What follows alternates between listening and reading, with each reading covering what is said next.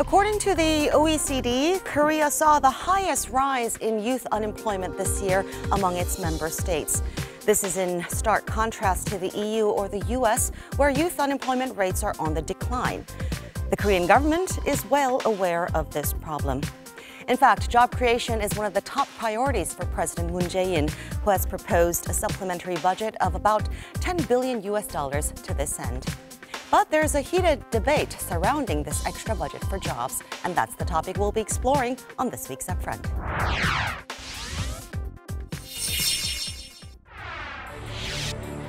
President Moon Jae-in delivered an address to the National Assembly asking for lawmakers' cooperation to pass a supplementary budget bill, a first for an incumbent president. 국민의 삶이 고단한 근본 원인은 바로 일자리입니다. 국민들의 삶이 조금이라도 나아진다면 할 수 있는 모든 일을 해야 합니다. 그게 정부고, 그게 국가라는 판단으로 편성한 예산입니다.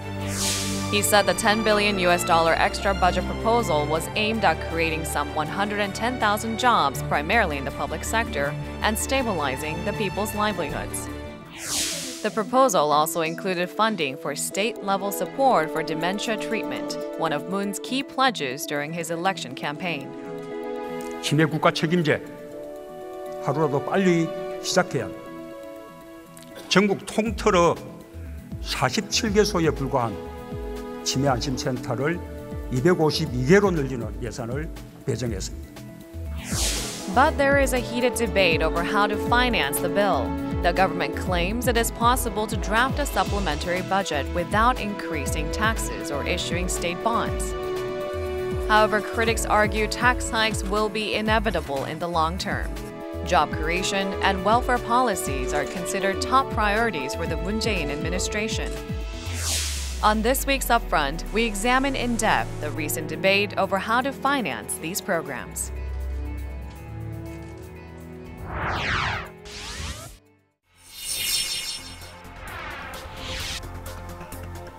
For today's discussion, we are joined by two experts. Lee Do-won, professor in the School of Economics at Yonsei University, and Park Sang-in, professor in the Graduate School of Public Administration at Seoul National University. Welcome. Thank you for having me here. Now, President Moon's proposed supplementary budget is primarily designed to create jobs in the public sector. Apparently, this is the easiest way for a government to tackle unemployment. What is your view on creating more public sector jobs? Well, I understand why the President Moon initiated this kind of effort to create jobs in the public sector. However, first of all, I really do not think that this is a desirable direction to create jobs. Now, basically, the job creation has to be handled by the private sector. But the role of the government is to assist the private sector and also, if it is necessary, supplement the private sector. However, at this time, they say that it's fairly critical because the job market situation in Korea is so dangerous. But if you look at the statistics deeper, it's very difficult to understand what they are thinking about because if you compare the labor market in Korea to the other OECD countries, actually the situation is not that bad. Compared to the other OECD countries, our unemployment rate is still low. Even though the youth unemployment rate is twice the average, still lower than the OECD average.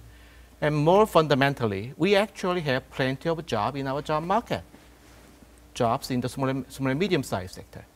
This is because young Koreans prefer to work for large, big-name companies. Sure, of course. What do you think about this? I basically agree with Professor Lee, and we need labor market reform. At the same time, we need more fundamental reform of the job. So through this job reform and the labor market reform, we can have the basic economic structure which will reduce wage differential between regular and irregular workers, wage difference between large firm and small and medium-sized firms.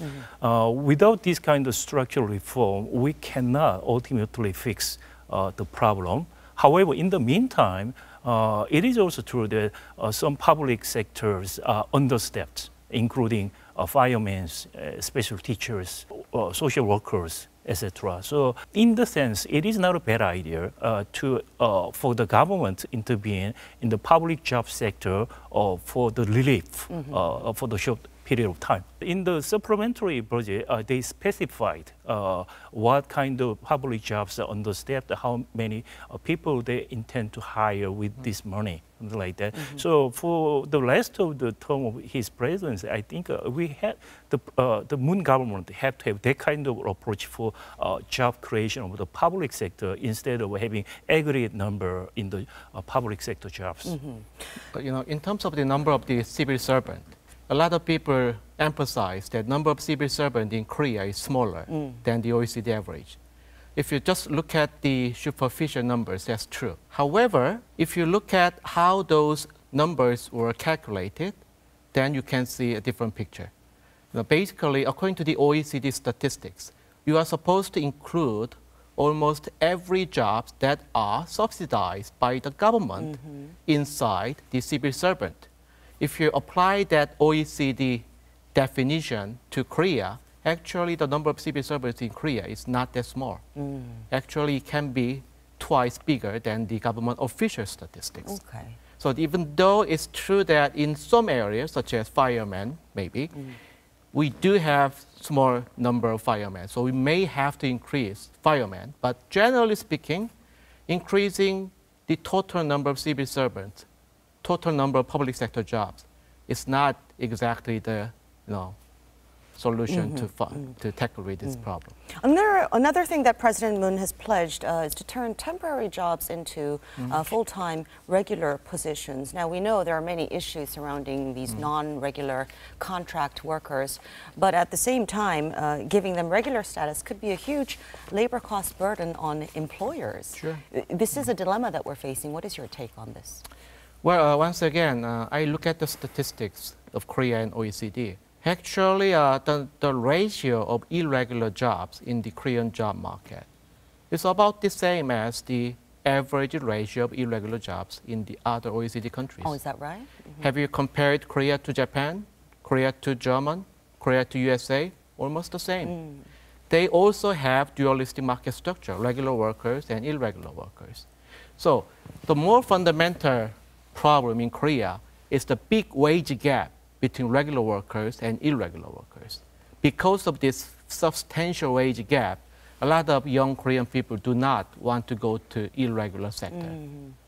Whereas young people in Japan or Germany, they are relatively happy with irregular jobs because the wage gap is smaller. So that's why it will be more difficult in Korea to solve this irregular job problem. If you really want to solve the problem, you have to increase the irregular compensation to be probably 80% or 90% of the regular job. But that will impose huge labor cost burden on the corporate sector, which means that probably corporate sector, the private corporate sector, will not be able to create as many jobs as they want because of this high wage burden. So we have a dilemma. If you really want to solve the problem, you have to increase the labor cost. Then you will actually reduce the number of jobs. Right. When we compare the statistics across the OECD countries, we should be very careful. In counting of the public sector job, we do not include the private teachers, junior and high school. Teachers are highly subsidized by the government. It's more like public school teachers in many aspects, but we excluded that private teachers as a part of the public sector jobs in Korea. But that does not mean the Korean government did not comply with the OECD criteria. The criteria is a little bit of room for the interpretation. So that's one reason we have to be a little bit more careful about the comparison of the numbers across the different OECD countries. At the same, with the same token, the number of the portion of the irregular job in Korea is sometimes underestimated because using the criteria in the OECD, we have many different types of irregular jobs in Korea. So counting all different types of irregular jobs, the portion is much higher. Also, I agree with the Professor Lee, the issue, the fundamental issue, huge wage difference between regular and irregular jobs, huge labor difference between large firms and the small and medium-sized firms. The problem is more structural, the dual market in the labor market, and the low productivity of the small and medium-sized company. Those are all the basic structural problems. So that is why I'm suggesting that we need a structural change, which will lead the economic structure, human capital intense, high productivity, small and medium-sized company. So for that, we need job reform, and also we need labor market reform as well.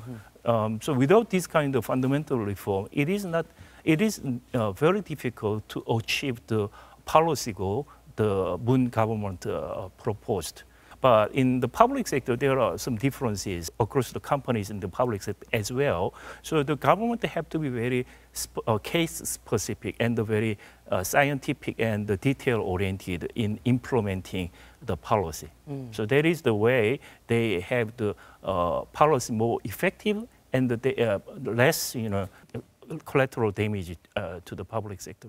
So both our experts agree that structural reform in the corporate sector and labor market must come first. What about President Moon's key healthcare policy of providing greater support on the national level for dementia treatment? We all know that Korea is fast becoming an aged society, and this program is obviously intended to relieve some of the financial and economic burden on families of Alzheimer's in principle, patients. I basically agree. Even though we have to be careful to the budget situation, still helping the old people, especially in terms of this kinds of Alzheimer's disease, the government should do. And considering the fact that we actually have a lot of poor old people in our society, I think we need to spend more money to take care of the old population. However, as always, the problem is the money. Yes. They say that it's going to cost at least probably 2 or 3 trillion won additional budget. And if you add up all the other welfare programs, that will be easily more than 10 trillion won or so. So the key question is actually how to raise all those money. I do believe the people of Korea will agree on tax hike if the plan for the spending is proper. One thing is the following. Spending the public money have to be very careful and well designed. So Alzheimer is a big issue in the elderly society. I believe Korea is entering the elderly society, and the healthcare expenditure for the elderly people or senior citizens is a big issue, and will be a bigger and more important issue in the future. Growing. Right. But we have to approach this senior citizen healthcare issue more comprehensively and completely. So, targeting just one disease or another will cause so-called balloon effect. So we need a more comprehensive, structural and comprehensive approach for how to deal with the healthcare expenditure, increasing healthcare expenditure especially for elderly people. So with this kind of spending plan, the government also have to propose specific budget plan how to match this public spending with what kind of tax hike, what kind of tax cut, what kind spending cut, something like that. That I guess the Moon government have to propose by end of the year, I believe. So the question boils down to funding. For now, the government claims the extra budget does not require new state bonds or tax hikes, but as labor and welfare costs are not one-off, but long-term in nature, the discussion on how to finance these programs is likely to continue. Well, we took to the streets to hear what people had to say on this matter.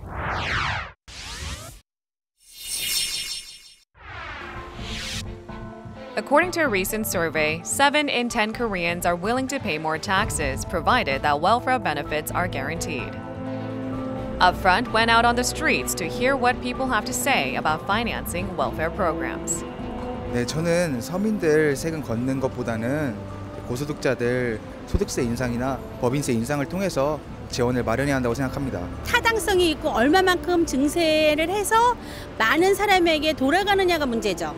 그래서 이제 그렇게 되면은 증세도 괜찮다고 생각하고 있습니다. 제가 직접적으로 혜택을 받지 않더라도 정말 어려운 사람들에게 그러한 혜택이 돌아간다면은 기꺼이 낼 의향이 있습니다. 복지는 꼭 필요한 부분이기 때문에 증세나 이런 부분에 대해서 재원 마련의 부분에서 사회적 합의를 통해 가지고 원만하게 진행을 해야 될 것 같다고 생각합니다. 일자리 문제나 그런 방향에 대해서 무조건 이제 국민들의 세금으로 해결하기보다는 이제 경제 성장이나 이런 방향으로 하는 게 더 좋을 것 같다고 생각이 듭니다.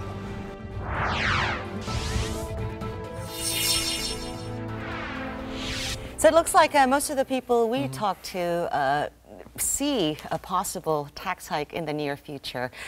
What's your reaction to these opinions? Yes, I think it is almost inevitable to increase tax revenue in one way or another. Basically, the tax burden in Korea is roughly 20% of our GDP, which is way lower than the OECD average. But in that sense, we have to embrace more tax revenue, but not exactly increase of tax rate. So we have to distinguish between raising more tax and increasing the tax rate. Increasing the tax rate is a very tricky issue. And when you talk about tax reform, it has to be comprehensive. Now, some people say that we have to increase corporate tax, we have to increase marginal income tax, but such a partial approach can make things even more complicated. So I think we have to review more comprehensive analysis of the tax system. But in the meantime, this Moon government needs more money to spend on all these programs. But in that sense, they are lucky because this year's tax revenue was actually slightly bigger than originally expected. So they will have some room to spend those money on the new program. For this year, at For least. this year, I think. And probably, they will investigate the so-called underground economy to, raise more tax. That's a possibility. But more feasible possibility is that they will probably reduce or remove tax exemptions. In many areas, we have many programs that reduce or exempt taxes, not only in the corporate sector, but also in the income market as well. So if they change the tax system to remove those exemptions, then probably they can raise more tax without increasing the tax rate. I see. Well, as to the debate of which tax to increase first, there have been growing calls for higher corporate taxes, which have remained unchanged since former President Lee Myung-bak implemented a cut. Considering where the Korean economy stands today, do you think we need a hike or a further cut in corporate taxes? I think, for the priority, this is a kind of priority issue. But in my opinion, the corporate tax hike should go first than the income tax hike, I believe. The reason there are two reasons. The first one is the tax exemption cut was done for the income tax in the ex-president Park era. So this is time for the corporate tax hike or the corporate tax exemption cut. And the secondly, the Korean corporation has huge retained profit, and the effective tax rate is much lower than any other OECD countries, and they can afford giving tax to the government. But in the consumers and ordinary people, they are already a huge burden of the tax compared to the corporation side. So in the sense of affordability, I guess corporate tax cut should go first. So we have to look at our tax system comprehensively and find the shortcomings and way to fix it first. In terms of the corporate tax, I do not think we have low rate. I really do not think we need to increase the corporate tax rate. That's against the global trend, and that can probably reduce the investment and that can reduce the job creation, so it's dangerous. But I agree that we need to reduce the exemption in the corporate tax system. But is that the top priority? Maybe not. Maybe top priority is to fix other system first. And more than anything else, the top priority is actually to fix the government spending program first. That has to be the top priority. And then second, we have to look at the taxes. Revenue. But once you look at the tax revenue, we have actually a couple of options other than corporate tax revenue. We have labor income tax. In terms of the exemption, almost half of the wage earners do not pay any labor income tax in Korea, which is probably the highest ratio in OECD countries. So that may be the priority ahead of the corporate income tax exemption. And the other area we can look at is actually value-added tax. Korean value-added tax is 10%, one of the lowest in OECD. And it has been 10% for the last 40 years. No OECD country has maintained a fixed VAT for such a long time. According to the business cycle, sometimes it goes up and sometimes it goes down. But we have maintained 10% VAT for 40 years, probably because of political reason. However, some experts in the tax administration, they also point out that probably it's about time to reform the VAT system. The portion of the corporation in national income increased 4 times faster than average rate of the OECD for the last 10 years. The portion of the consumption or household in national income decreased 2 times faster than the OECD average.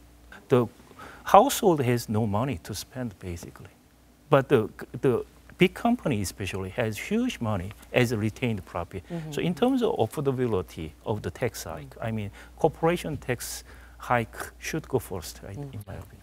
Well, President Moon Jae-in has admitted that the supplementary budget is only a stopgap measure, meaning we are going to need more fundamental discussions on how to make these job and welfare programs sustainable. How should we finance these programs to ensure that they continue? If you really want to increase the government revenue, government tax revenue, you have to boost up the economic growth. When we have economic growth, we will be able to collect more tax. Now that's exactly what happened when Lee Myung-bak government lowered corporate tax rate. A lot of people criticized this policy. However, after the corporate tax rate was lowered, actually the corporate tax revenue increased because of higher growth rate. So when you boost up economic growth, we can actually solve many problems. We can actually increase tax revenue without increasing tax rate. We can actually increase the consumer's income, which was mentioned by Professor Park, so that they can consume more, and then this cycle can eventually lead to more investment from the corporate sector. I actually do not agree with Professor Lee on this aspect. First of all, after the tax cut of the corporation tax in the Lee Myung-bak administration, the economic growth rate, went down and down basically. So we have some, bounce back from the crisis in 2008. So it was kind of bounce back effect. Excluding that bounce back effect, I mean, the economic growth rate became lower and lower. So, and there is no agreement on the effect of the tax cut on from investment and economic growth in Korea. So I don't believe that is the case. Personally, and also, the retained the government should not, morally persuade or twist the arm of the companies to spend the retained profit on the investment or other, productive way. They have to give incentive. That's the way the government have to do. That tax system is also an incentive for the avoid the higher tax hike. I mean, they may They choose can to invest, spend invest in the investment products, right? Well, the solutions that are being offered by the experts may differ from person to person, but one thing for sure is that Korea is facing an unemployment crisis. And while we may be an economic powerhouse, our spendings on welfare remain relatively low. But no matter how good a policy is, it would be useless unless it is sustainable. So as job creation and welfare are closely related to the livelihoods of the people, let's hope that more discussions will follow on these topics to help build a national consensus. Thank you very much, Professor Park and Professor Lee, for sharing your insights with us today. And that's all for this week. Upfront, we'll be back next week. Thanks for watching.